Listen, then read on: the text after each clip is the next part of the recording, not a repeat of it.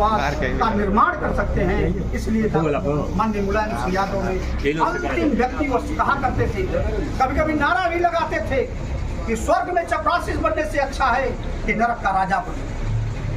यह भी नारा लगाते थे। और वह उन्होंने इसके पीछे कहा कि तुम अपना भविष्य बर्बाद मत करो, तुम पढ़ो लिखो, तुम आगे बढ़ो। और जब मुख्यमंत्री थे तो उन्होंने प्रतिभाओं को सम्मान देने के लिए यश भारती पुरस्कार भी चलाने का काम किया और उसमें कहीं भी किसी को नहीं रखा। जिस क्षेत्र में कुश्ती में कोई प्रतिभा है तो कुश्ती में भी सम्मानित करने का काम किया। अगर कोई व्यक्ति खेल में है, क्रिकेट में आया तो उसको भी सम्मानित करने का काम किया। और इसके बाद कोई मान के चलिए कबड्डी में आया, उसको सम्मानित करने का काम किया।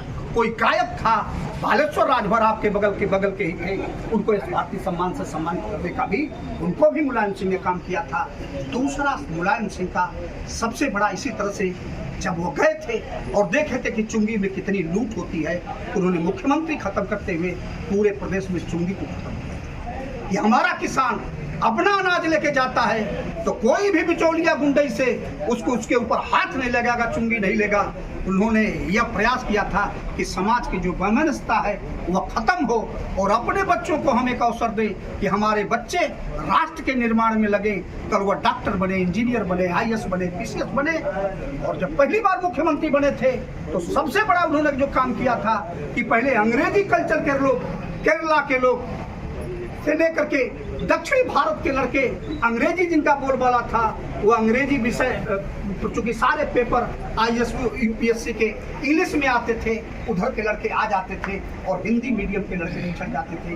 उन्होंने विकल्प दिया कि मेरे प्रदेश में लड़का चाहे तो हिंदी में प्रश्न पत्र दे, चाहे तो अंग्रेजी में दे। उससे हमने देखा कि तमाम सारे लड़के जो उत्तर प्रदेश के जो हिंदी मीडियम के थे वह SDM बन गए, वो CO बन गए और तमाम सारे पदों पर गए। इसलिए मुलायम सिंह ने सबको उठाने का काम किया था। आज हमारे बीच में नहीं है। आदमी मरता है, विचार नहीं मरता है। जब तक धरती आकाश रहेगा तब तक मुलायम सिंह का विचार हर नौजवान के सीने से होकर के गुजरेगा। और जब भी कोई परेशान व्यक्ति मुलायम सिंह को याद करेगा तो रात के अंधेरे में भी मुलायम सिंह आवाज देंगे कि तुम आगे बढ़ो, आगे बढ़ो, परिश्रम करो, तुम पीछे नहीं, आगे बढ़ोगे, अपने परिवार को आगे बढ़ाओ। इन्हीं चंद बातों के साथ मैं सभी साथियों को बहुत बहुत बधाई देते हुए कि आपने अपने नेता को याद किया। आपका नेता से धरती पुत्र इनको कहा गया।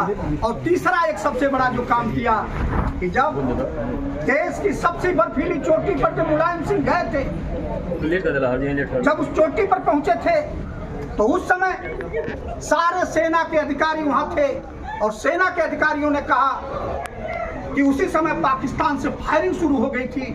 मुलायम सिंह ने पूछा ये क्या हो रहा है? तो उन्होंने कहा साहब पाकिस्तान फायर कर रहा है। कहा तुम क्या कर रहे हो? कहा साहब हमको आदेश नहीं है।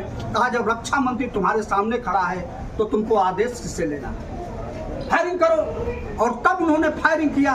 फिर जब पाकिस्तान सफेद झंडा फहराने लगा तो मुलायम सिंह ने कहा ये पाकिस्तान क्या कर रहा है? तो कहा शांति की बात कर रहा है। तो कहा समाजवादी लोग अगर कोई आकर के अपनी गलती सुधारने का अवसर देता है तो समाजवादी माफ करना भी जानते हैं, फायरिंग मत करो। और फिर उन्होंने कहा कि ये बताओ युद्ध कैसे जीता जाता है? अटैक की स्थिति में होता है कि बचाव की स्थिति में होती है युद्ध? तो उन्होंने कहा नहीं, अटैक की हालत में। तो कहा अगर कोई नाइंसाफी करता है इस देश के ऊपर, इस बार का जो युद्ध होगा वह मेरी धरती पर नहीं होगा, इस बार का युद्ध उसकी धरती पर चढ़ के किया जाएगा। यह मुलायम सिंह ने कहा। फिर नौजवान जब खाना खाने का समय आया तो अधिकारी कहे कि नेताजी चलिए दोपहर का लंच करना है। मुलायम सिंह ने कहा कि आज तो हमारा भोजन नौजवानों के साथ होगा।